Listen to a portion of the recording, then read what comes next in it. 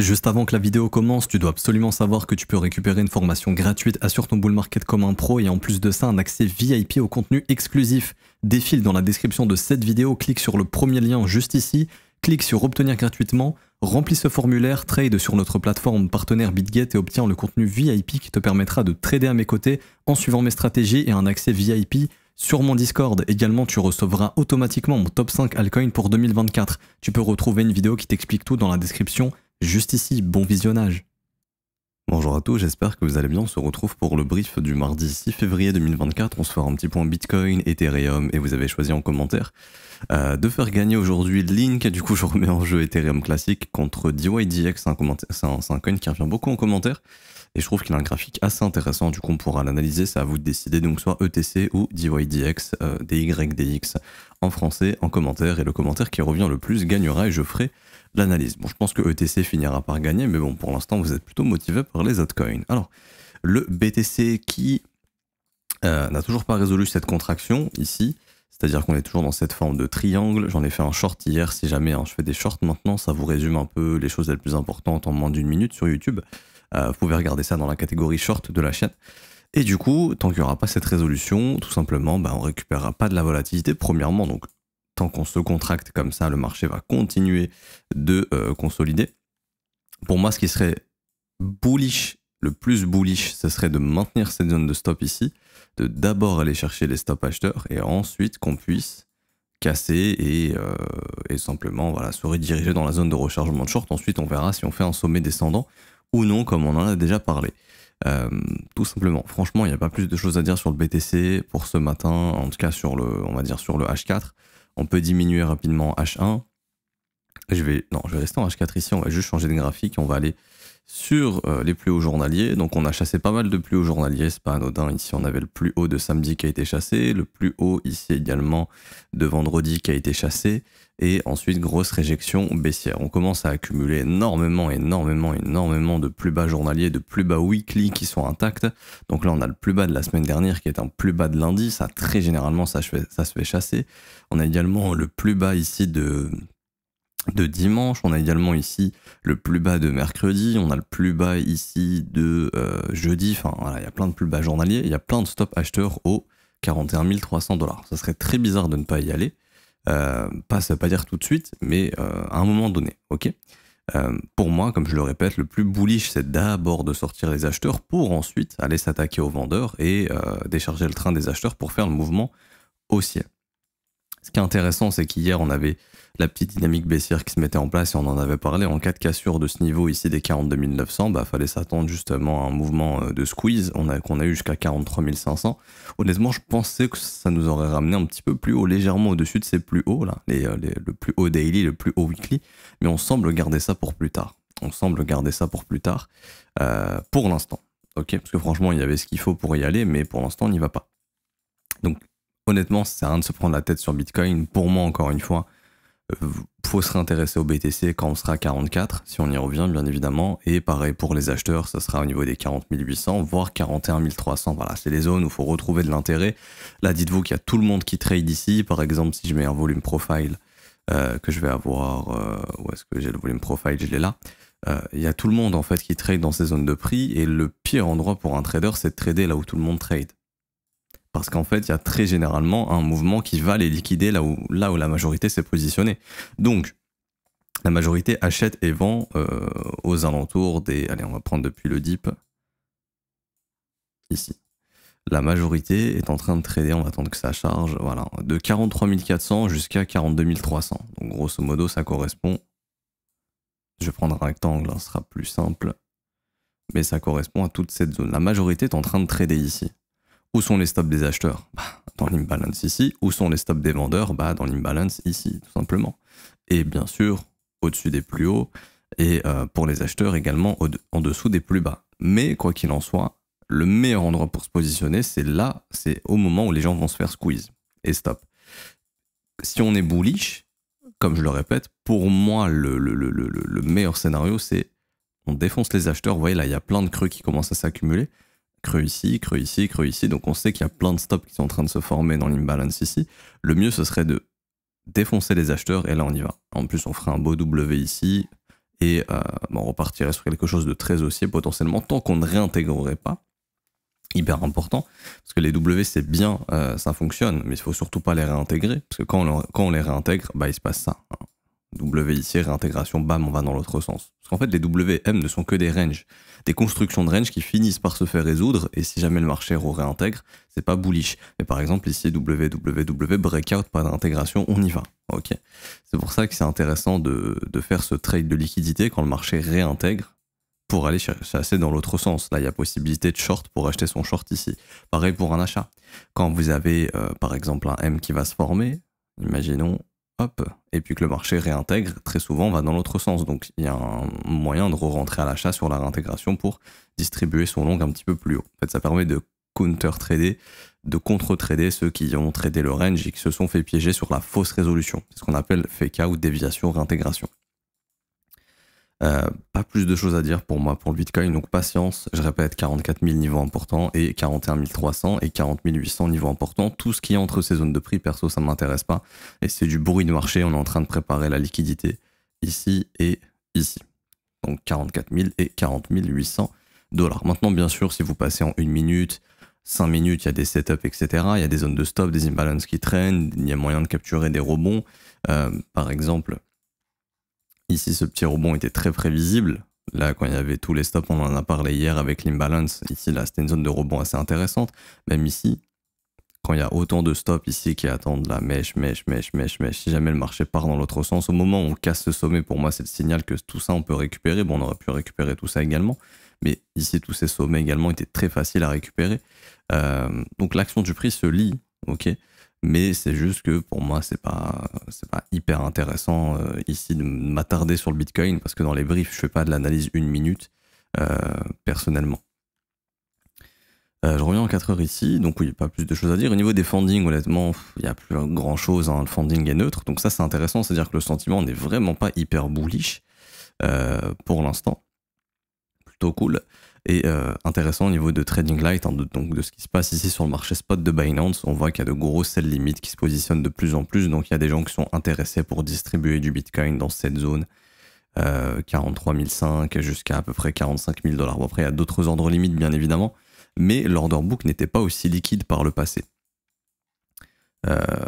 Alors, si sur Binance ça a commencé, enfin sur le rallye ici, quoique il y a toujours eu pas mal de sell limits, je pensais que c'était un peu différent. Ici, beaucoup de sell limits exécutés. Ouais, non, franchement, il y a beaucoup de sell limits depuis à peu près les 40K. Donc ça se met pas mal à vendre, honnêtement. Parce qu'avant, il y avait des gros gaps, genre il y avait rien, beaucoup d'ordres et beaucoup d'ordres. Alors que là, ça commence à se remplir très proche du prix. Donc justement, c'est ce qui réduit la volatilité parce que le marché devient de plus en plus liquide. Il n'était pas aussi liquide, le marché, là. Il devient beaucoup plus liquide qu'avant. Je sais pas si sur Coinbase, c'est pareil ou pas. On peut checker rapidement. Dans mes favoris, je dois l'avoir. Ici. Ouais, Coinbase c'est surtout blindé au sud. Ouais, Coinbase ça a beaucoup vendu, hein, ça a beaucoup sell limit 45, 48, ok, ça veut distribuer dans ces niveaux de prix. Ok, même ici, là, sur les 40 à l'époque, ok. Et bien sûr, ça veut racheter plus bas. Ouais, mais pas plus de choses à dire. Pareil, sell limit qui commence à venir dans ces zones, hein. C'est normal, zone de rechargement de short, etc. Il y a des gros poissons qui vont essayer de distribuer des positions, c'est tout à fait normal. Pas plus de choses à dire, honnêtement, je vais pas essayer de tourner en rond. On va switcher sur ETH qui n'a pas non plus bien plus d'informations. Toujours entre nos deux zones de stop, donc tant qu'on chassera aucune des deux zones, il se passera rien, le prix va consolider. Dites-vous qu'il y a plein de stops qui s'accumulent sous les 2225, enfin au 2230 à peu près, et il y a plein de stop vendeurs qui s'accumulent à peu près aux 2355 $. C'est des zones que le marché va essayer de chasser avant de prendre une direction. Donc si d'abord on chasse au sud et qu'on réintègre cette zone, il y aura probablement la direction baissière pour aller chasser les stops au sud, avec tous ces creux qui sont en train de s'accumuler également, sous les 2160.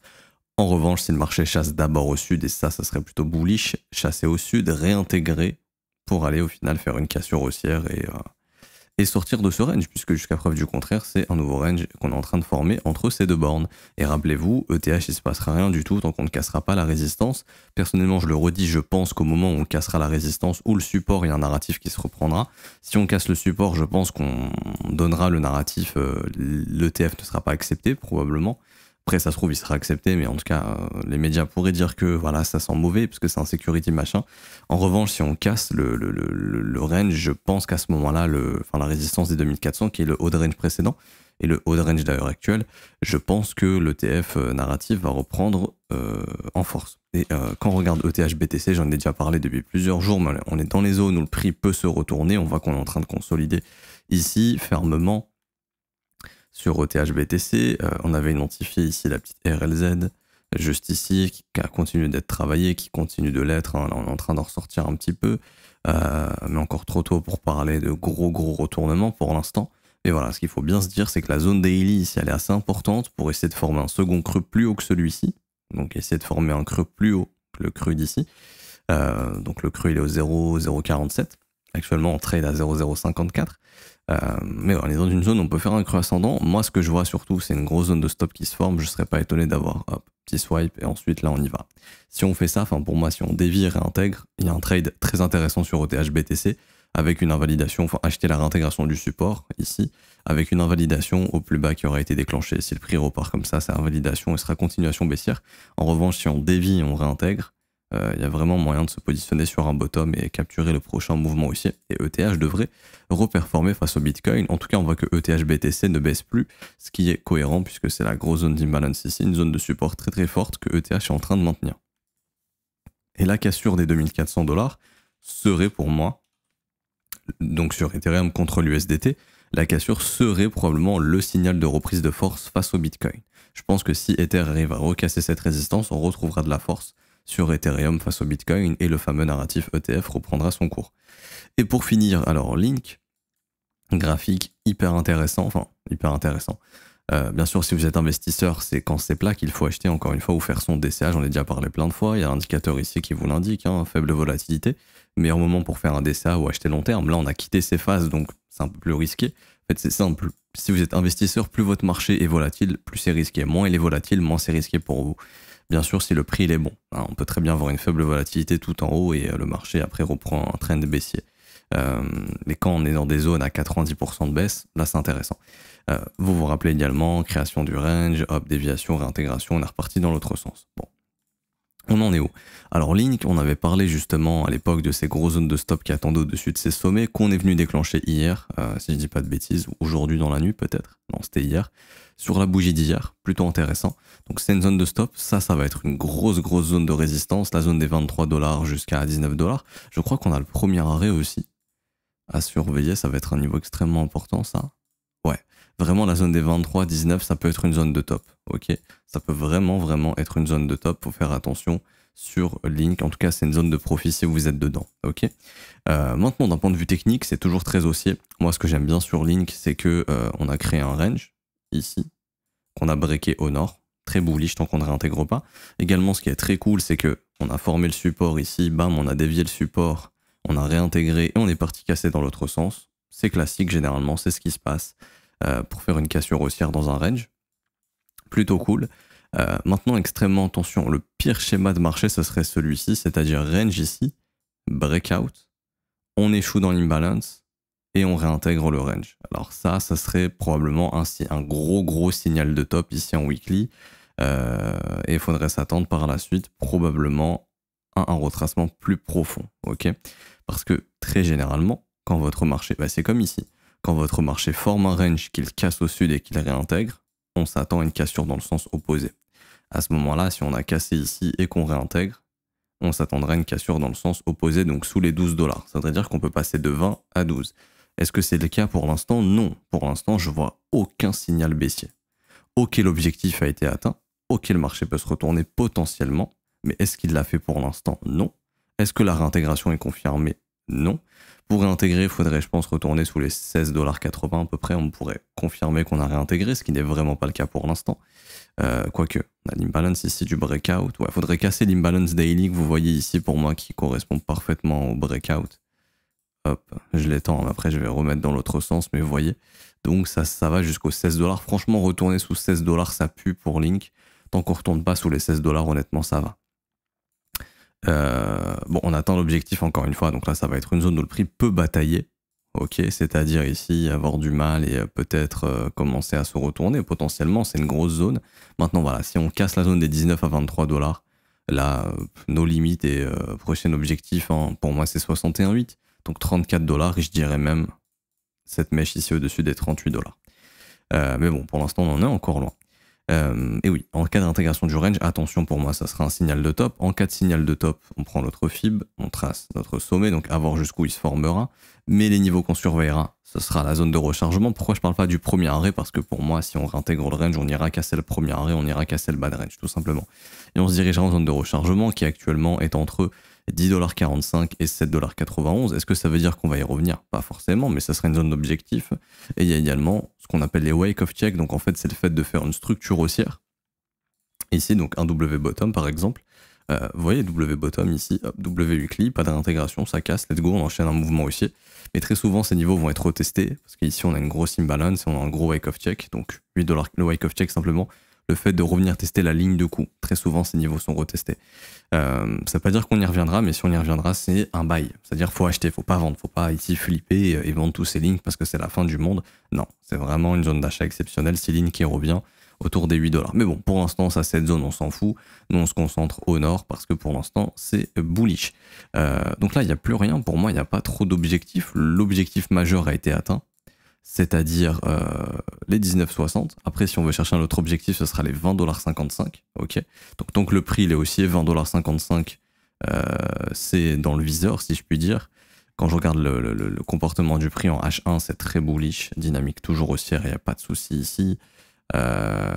L'imbalance, la première imbalance qu'on croise ici, assez intéressante, elle est en train de tenir. Donc pour moi, le momentum est très fort. Voilà, maintenant, si jamais on retrace un peu plus, je prends ma dernière impulsion qui est là, je prends mon petit fib, je localise ma zone de rechargement pour faire un creux ascendant si jamais. Je localise également une petite zone de stop ici. Hop. Si jamais cette imbalance elle cède. Et je localise également, enfin pardon, zone de stop, je localise mon imbalance juste ici. Hop.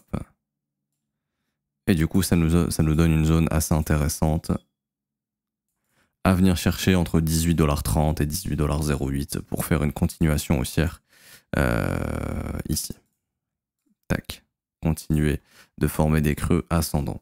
Tout simplement. Pour aller plus haut, en théorie. Imaginons que cette zone soit perdue, etc. Bon bah à ce moment-là, on viendra récupérer tous les stops sous les 17,50$ pour venir combler ces imbalances. Ici, d'or, ça aurait été super d'y aller. Quoique, non, c'est très cool ce qui a été fait ici. Création de creux, imbalance, chasse au stop. C'est un gros setup de continuation qui s'est mis en place, qui fonctionne très très bien. On commence à le voir en weekly d'ailleurs, celui-là. Ce setup de continuation sur pas mal d'alt. J'ai fait une vidéo justement sur ça pour les VIP. Je vous montre un exemple. Mais alors, oui, par exemple, on a DOT ici, pour vous donner une idée du setup de continuation. Mais c'est mouvement haussier, retracement, on localise l'imbalance, et ici, voilà, on crée un support, on a tous les stop loss qui s'accumulent, on chasse les stops, on vient dans l'imbalance et le prix repart. Donc pour moi, DOT, tant qu'il tient son support ici, il y a de l'upside qui nous attend. Si on perd le support, c'est fini. À ce moment-là, il retracera bien plus bas. Il y a pas mal d'alts qui sont dans cette configuration. Bitcoin y est également, je l'ai déjà parlé, j'en ai fait un short également. Mais tout simplement ici, vous voyez, hop, on prend les stop loss, on vient combler l'imbalance, on repart dans l'autre sens. Ça, c'est bullish. Il y a plein d'alts qui sont en train de faire ça. Solana l'a fait, DOT est en train de le faire, Bitcoin l'a fait, ETH l'avait fait avant tout le monde, etc. etc. Et Link l'a fait également, mais il y a plusieurs semaines. Également, n'oubliez pas ici que c'est un range qui a duré 3 mois quasiment. On est en train de breaker au nord. C'est hyper bullish tant que c'est pas réintégré. Ça pourrait vraiment nous ramener facilement vers les 23$ si le prix ne faiblit pas.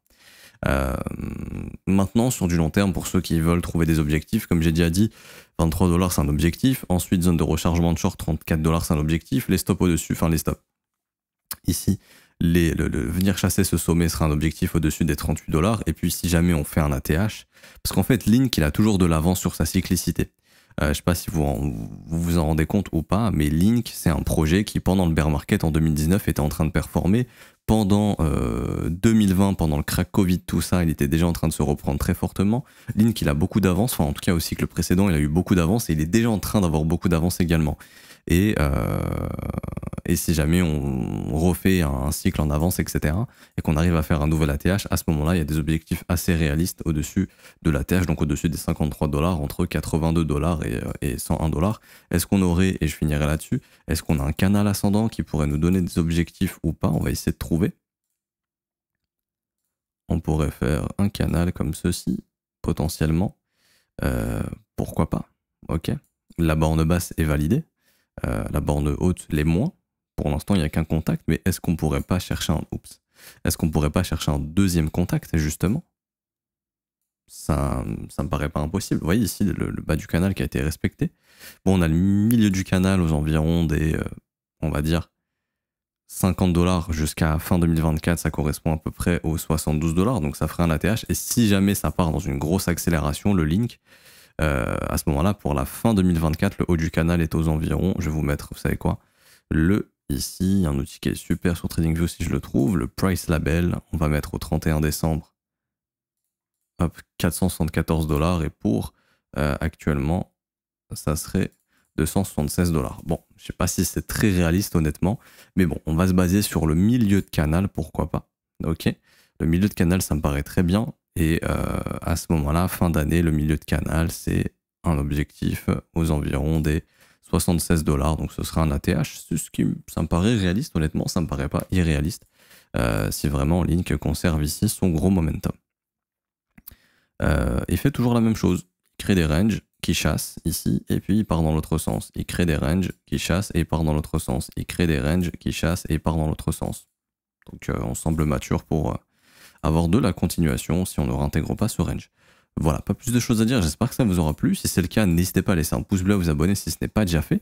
Également, vous avez une formation gratuite qui vous attend en commentaire épinglé. Donc c'est le premier lien en commentaire épinglé. Vous cliquez sur ce lien, vous remplissez le formulaire, il y en a pour 1 minute et ça vous donnera accès à une formation gratuite. Si vous voulez devenir VIP également, il vous suffira juste de trader sur notre plateforme partenaire. Donc ça, tout est expliqué justement dans la formation en fin de vidéo. Sinon, il y a une vidéo en description qui vous explique tout pour rejoindre le VIP 100% gratuitement. Donc vous avez des cours. Donc là, je vais mettre une formation, enfin je vais mettre les cours directement sur notre site pour les VIP, parce que là, ils sont sur Discord, mais je vais les mettre sur le site. Donc il y a la formation gratuite pour tout le monde. Il y a la formation gratuite 2.0 pour les VIP. Qui est gratuite également, il suffit juste de trader sur BitGet, notre plateforme partenaire, tout simplement. Et pour ceux qui veulent rejoindre l'école et se former à mes côtés, ça se passe dans l'école, c'est un abonnement qui est payant, donc ça vous permet de vous former à mes côtés tous les matins du lundi au vendredi, et en plus de ça d'avoir une formation de 19 h dès que vous rejoignez l'école. On apprend tout sur l'analyse technique, l'order flow, l'analyse fondamentale, créer vos propres stratégies, psychologie du marché, etc. Donc là vous avez tous les cours qui sont juste ici. Cours écrits plus 19 h de cours vidéo, plus exercices, quiz, examen pour valider vos compétences. Également des briefs quotidiens tous les jours qui commencent à partir de 7 h du matin, heure de France, jusqu'à 8 h, 8 h 30. Je réponds à vos questions, on analyse les marchés ensemble, on voit des stratégies ensemble, on voit des setups ensemble, etc., etc. Tout est dispo en rediffusion, bien sûr, si vous n'êtes pas là le matin. Et également, c'est sans engagement, vous pouvez annuler le renouvellement quand vous le souhaitez. Vous avez des réductions sur les offres 3 mois, 6 mois et 12 mois. On a actuellement 36% de réduction sur l'offre annuelle. N'hésitez pas à en profiter. Le lien est en commentaire épinglé, c'est le 4e lien. Rejoindre l'école, école.tronfzco.com. Vous cliquez sur ce lien et vous pourrez choisir votre abonnement comme ici. Je m'arrête ici, bonne journée à tous, on se retrouve demain, ciao ciao.